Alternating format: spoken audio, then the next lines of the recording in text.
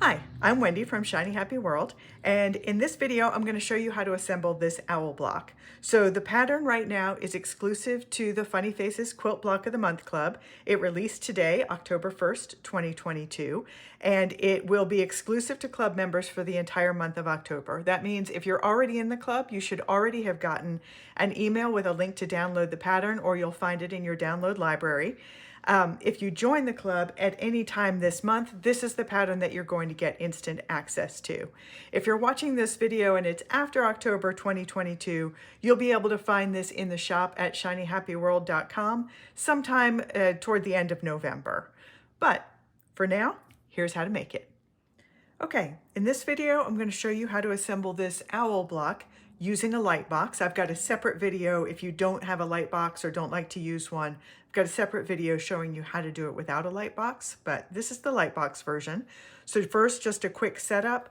I've got my light box here. I've got it turned on. I've got it set to the brightest level. I've got the placement guide that's going to help you arrange all of the pieces without having to transfer any markings. And I've got a silicone mat. So the first piece we're going to put down there is piece number 1, which is the owl's body, the main part of the body. And we're just going to get that lined up with the picture below it. All right, number 2 is his belly.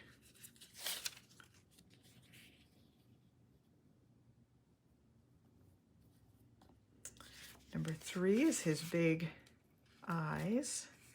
This isn't any particular species of owl, it's a totally imaginary owl. There we go. Now, piece number 4 is one of his big yellow eyes.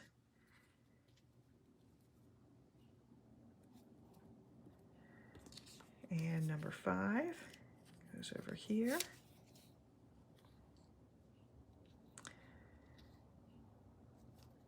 Now, it might be hard for you to see this through the 2 layers of fabric, but 6 is down here. If you're ever working with something and you cannot see through the 2 layers, you can always pull, you know what, I'm going to undo this real quickly and just show you.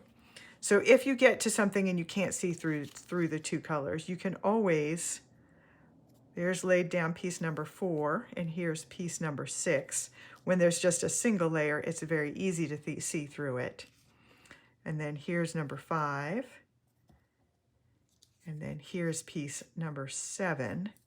Now, if this was a pretty complicated block, you could actually fuse those pieces, then peel them back off the silicone and treat them as a single piece. I'm not going to do that here because I don't want to delay the video, but I'm just going to pull those pieces to the side. And I'm going to put this guy back on.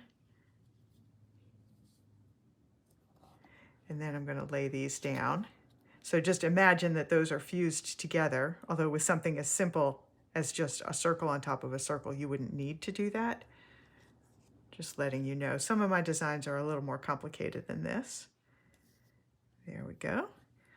And then number 8 is the eyebrows.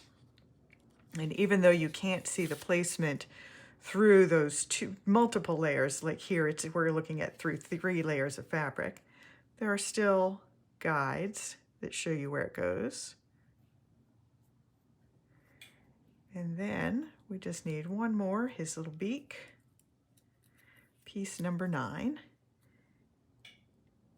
That goes right there.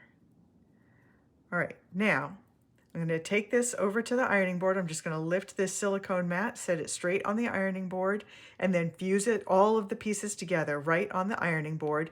And then I'll peel it off and it acts like a single iron-on transfer, and I can position it on the block and be all set with it. When I finish that, get it fused into place, do all of the outline stitching, I'll bring it back and show you the finished block and also show you a couple of other options. All right, here he is all finished. I've done all of the outline stitching on him, and I just wanted to show you a couple of different color options that I did. So first of all, this one, the background block is from the Farmer's Market collection.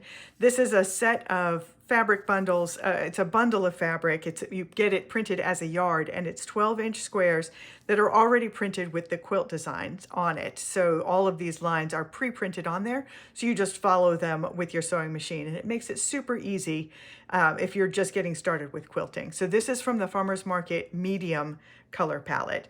All of the fabrics for the owl, except for his purple eyebrows, all of these are from the Animal Kingdom Blenders collection, and the eyebrows are from the Farmer's Market collection. This is the streaky stripes in eggplant. Here's a couple more colors. So this is a block that I'm doing for a quilt that I'm working on that all uses the gemstone blender, the gemstones color palette.